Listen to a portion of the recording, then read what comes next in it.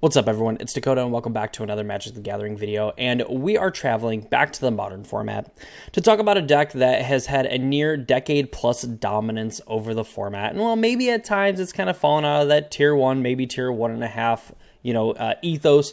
It has been a deck that is always a threat. It's something that you always have to have a game plan for, and the longer you kind of play this deck, the more you end up learning about it, and really the better pilot you get to be, and a lot harder it is to kind of punish players for some of the mistakes that you can make while playing this deck. So today we're going to be talking about the Amulet Titan deck for the Modern format. We're going to be going over the main ways that this deck is able to combo, as well as obviously the key pieces of the deck, as we do in all of these deck tech videos. But of course, before we get into the video and we talk about the ins and outs of this Amulet Titan deck, if you're not already subscribed to the channel and you want to see more videos from me where we talk mainly about the Modern and Standard format, as well as some other longer form videos for your viewing pleasure. So if that's something that interests you, please consider subscribing and ring that notification bell so you know when those videos get posted. It's a free, easy way to support me and my content. And if you want even more content, go ahead and check out the description down below. I have a link to my Discord channel or my Discord server, as well as my Twitch channel over at twitch.tv/Crowdie23. We have the Casual Spikes Podcast, a YouTube channel where hopefully we will be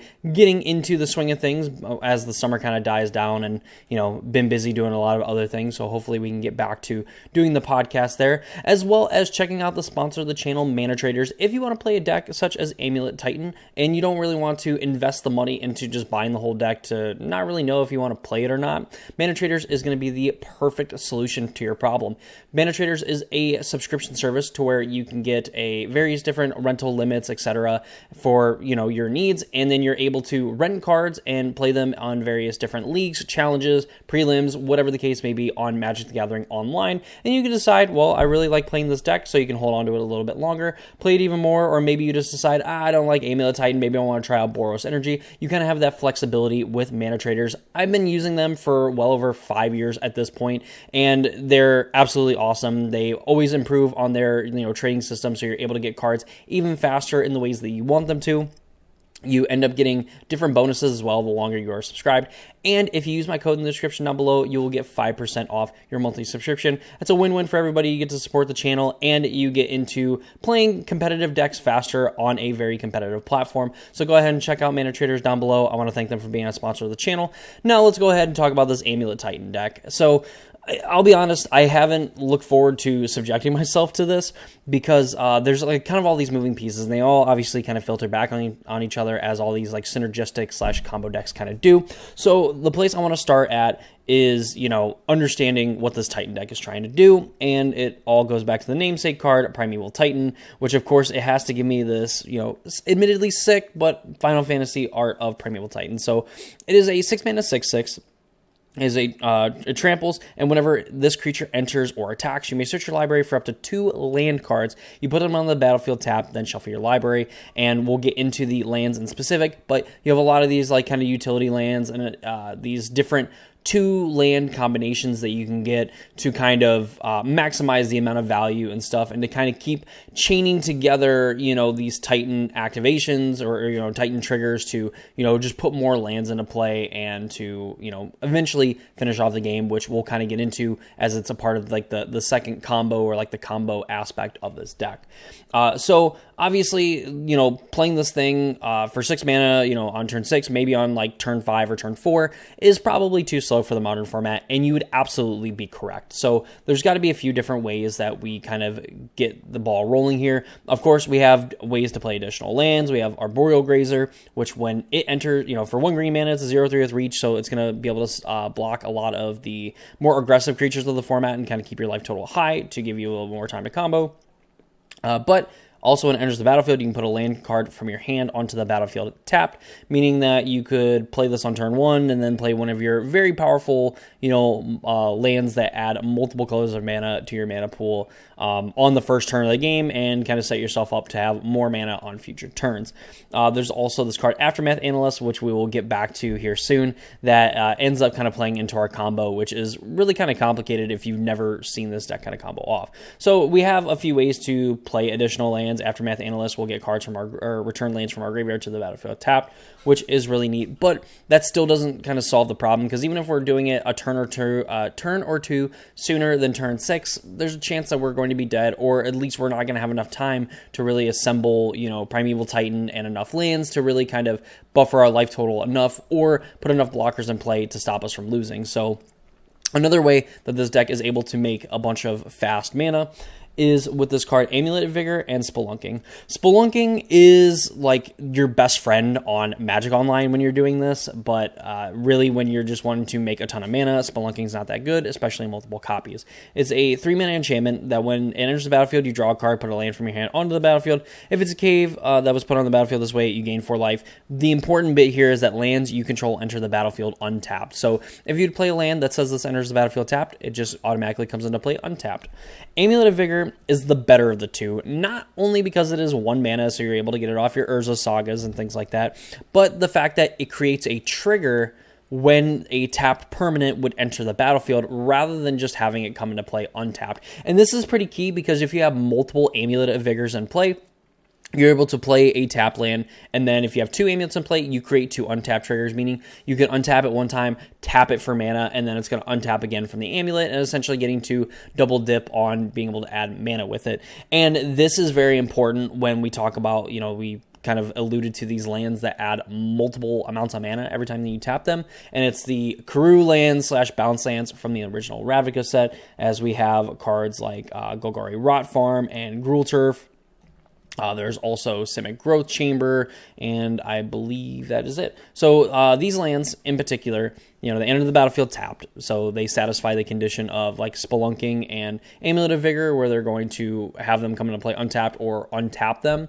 And then when these lands enter the battlefield, you return a land you control to its owner's hand. You can actually use this to your benefit. Say you play something like an Explorer, which allows you to play an additional land this turn. You draw a card, and then you haven't played a land yet, so you technically have 2 land drops to play. You can play a Simic Growth Chamber, and with 2 amulets in play, you're essentially able to add 4 mana with this Growth Chamber, pick it back up with its own trigger, and then play it again and make another 4 mana, giving you 8 mana total, which of course is enough to cast Primeval Titan and kind of start doing your thing. So that's like one power of these bounce lands. You don't have to necessarily bounce another land to your hand, you just have to return 1, and a lot of time you're returning these bounce lands if it's the only one that you have in play to part of the way to protect it, but then also for, mainly the reason that we pointed out is that you're going to be able to add multiple amounts of mana with the same bounce land over and over again. So that's a really neat thing. So this is kind of like part 1 of the combo. You want to get an Amulet of Vigor in play on turn 1. Now, of course, we just can play Amulet. We talked about Urza Saga in this deck. You're able to make constructs, which is like a way that this deck can win the game. You just kind of, tutor these Urza Sagas out. You get them going. You're able to add multiple amounts of mana anyway. You're going to be making 2 to 4, 2 constructs every time there's an Urza Saga. You're able to constantly get them out of your, out of your deck. So you're able to make so many constructs and just kind of overwhelm your opponent that way.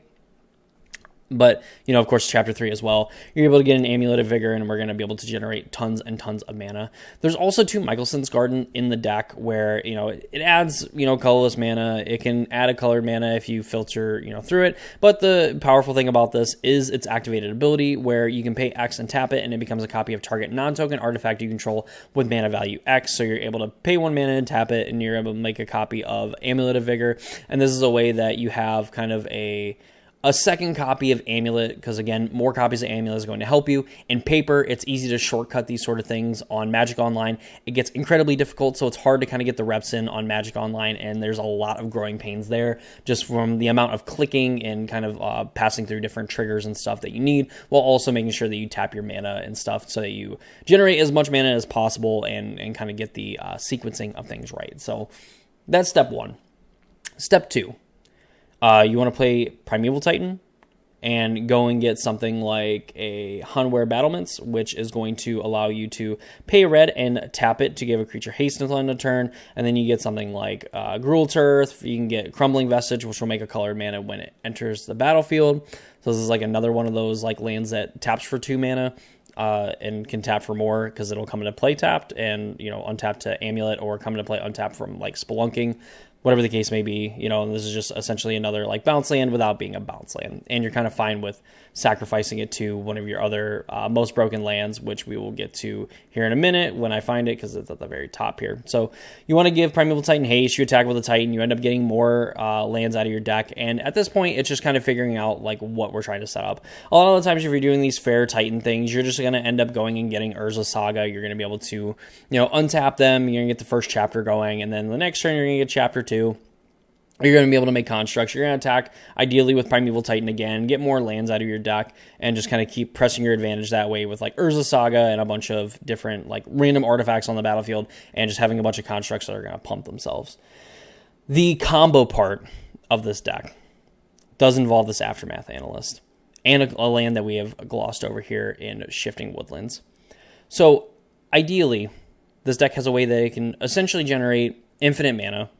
It's going to be able to make infinite Titans, and you're going to be able to kill your opponent with, you know, infinite 6/6 tramplers. Okay? So, what we need to do, and one of the ways that you can set this up, is playing this card Scapeshift. Scapeshift is a 4-mana sorcery that, as long as it resolves, you sacrifice any number of lands, and you search the library for that many land cards, and you put them on the battlefield tap, then shuffle your library.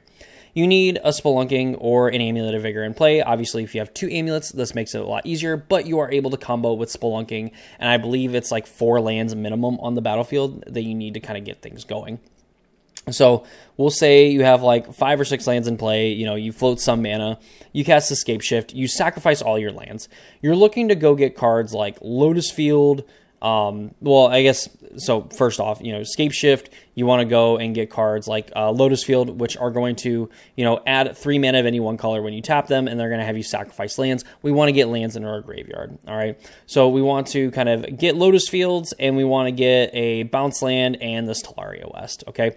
We end up generating a ton of mana from our amulets and stuff. We return the Talaria West to our hand with the Simic Growth Chamber first before we sacrifice lands with Lotus Field. We end up putting all the lands into the graveyard thanks to Lotus Field, requiring us to sacrifice our lands.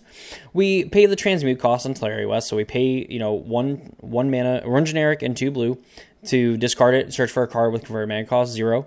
We go and get Summoner's Pact. We Summoner's Pact, go get Aftermath Analyst with our ton of floating mana. We play an Aftermath Analyst, we mill 3 cards, and then we activate it to return all lands from our graveyard, from our graveyard to the battlefield tapped. We do this kind of same thing where then we have a bounce land coming back, 2 Lotus Fields, a Talaria West. The cards that we sacked to the Lotus Field, or excuse me, to the Scapeshift, and then maybe whatever lands entered from our Aftermath Analyst entering the battlefield. So we end up just being able to generate even more mana. We have the same line of play where we're able to bounce Talaria West back to our hand, have a ton of mana, go get a Summoner's Pact, go get a Primeval Titan, and then from there we're able to go and get something like Mirror Pool, plus like another land. More than likely, you want to go get the Shifting Woodland. You're able to then make a copy of Titan. You're able to continue to go and get these lands out of your deck, and then with the Shifting Woodland, you're very likely to have Delirium in your graveyard. You're going to have lands, you're going to have an instant, you're going to have, you know, an enchantment more than likely from something like Urza Saga, whatever the case may be. You're going to be able to get Delirium. You want to turn Shifting Woodlands into a copy of Aftermath Analyst, and this is where the combo part comes into play. You have Shifting Woodlands, copy this Aftermath Analyst, then you activate the Aftermath Analyst. You have to sacrifice the creature to do it, so you end up sacrificing the Shifting Woodland. You're going to return all your lands back into play, which is going to include the Lotus Fields. It's going to include the Mirror Pool you just activated to copy the Primeval Titan. You're going to get back the Shifting Woodland, and you're able to float a ton of mana, sacrifice enough lands so you're able to get Delirium again, but keep the Shifting Woodland around to then copy the Aftermath Analyst and continue to do this over and over again, generating a ton of mana. And because the Shifting Woodland doesn't like re-trigger ETBs or anything like that when you copy, you're not going to mill 3 cards over and over again with the Aftermath Analyst. You're just going to keep making Shifting Woodland a copy of Aftermath Analyst, looping all these lands and stuff together. If you include something like Otawara and Beseiju in here, you're able to blow up all of your opponent's like enchantments, artifacts, and non-basic lands to only leave them with basic lands in play, and use Otawara to bounce the rest of the stuff to their hand while you're generating a mana. You're going to have to generate even more mana to do this because you still need to be able to copy with the Woodland and then activate. But with enough loops through this, you're able to kind of make a copy of Titan, go search for more lands, and then you're able to also sack those lands with like Lotus Field triggers on stack. It ends up getting complicated. This is a deck that is insane, and once it kind of starts doing its thing, it's definitely more consistent on ending the game than it has been in, you know, the past, like probably like up to like even 6 years ago. This deck was not necessarily deterministic. There's a lot of deterministic lines, but this is one where it's definitely like almost a slam dunk assured thing. Like once you start going off, it's very hard to do it unless you kind of mess up your own timing. But that's essentially how you do it.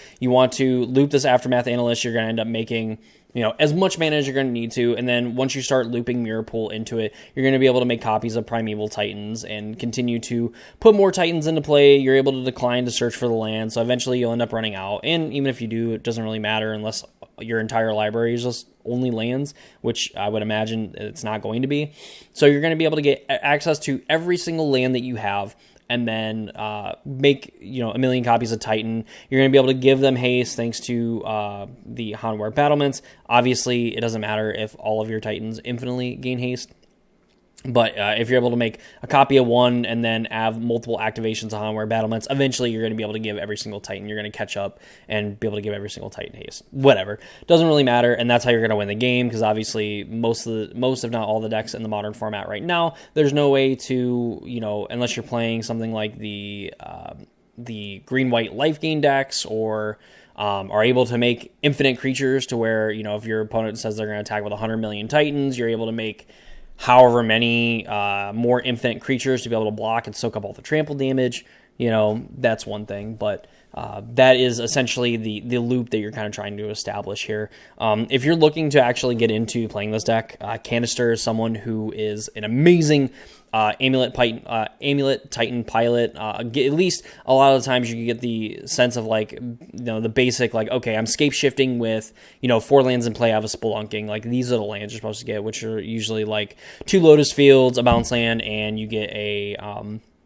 Simic Growth Chamber, and then you're able to add enough mana to where you're able to transmute, and then go get Aftermath Analyst, play it, mill some cards, activate it, bring the lands back, and then from there you can kind of start to loop and be able to get some mana, as long as you're able to have access to the the Shifting Woodlands, which, you know, honestly at that point, especially if you go the Scapeshift route of doing this, then you're absolutely able to get this off the ground and going, because you're just going to have those lands coming into play on top of the lands you're searching from the Scapeshift too. So, but I mean, yeah, that's really the majority of the deck here. We have some other kind of utility lands. Castle Gambray gives us a little bit of speed. Boseju's a little bit more interaction. Bojuka Bog interacts with the graveyard.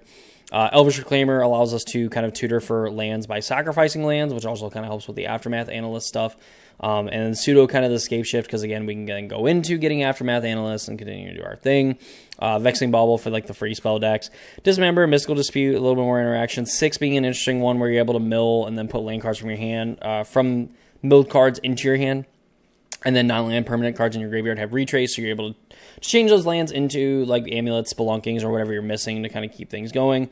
Stock Up, Tireless Tracker ends up being really good, and Force of Vigor is another amazing card that kind of, you know, can interact with your opponent very effectively, just with all the other green cards we have in this deck. So that is the Amulet Titan deck for the Modern format. That was a lot. It is a very complicated deck. Again, if you want someone that's like really good at piling the deck, Canister played a lot of Amulet Titan, has played a lot of Amulet Titan for over the last decade. Really smart and knowledgeable player. There's players like Dom Harvey who have written like essentially a manifesto of the Amulet Titan deck and kind of the individual reasons for playing cards and like their importance and whatever. Just someone that is very smart and very knowledgeable, and those are 2 players that you should try to watch and get a read on, like what they're doing and why they're making the decisions that they are, because while it is very simple in talking about it, we're like, oh, this seems like it's really easy, I just do this, this, and this.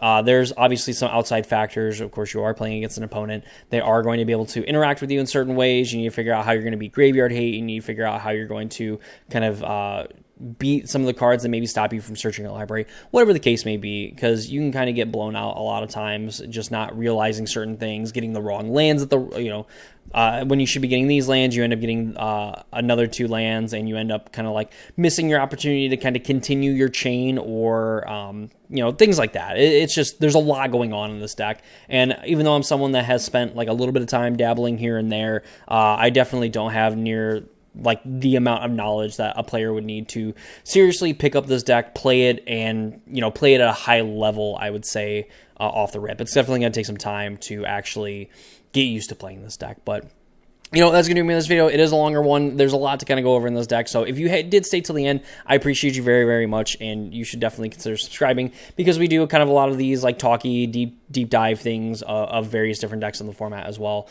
on top of doing like the deck text as well. So definitely go ahead, check those out, subscribe to the channel, check out the other links in the description down below. But that's going to do it for me in this video. Hope you all enjoyed it, and I hope to see you all in the next one.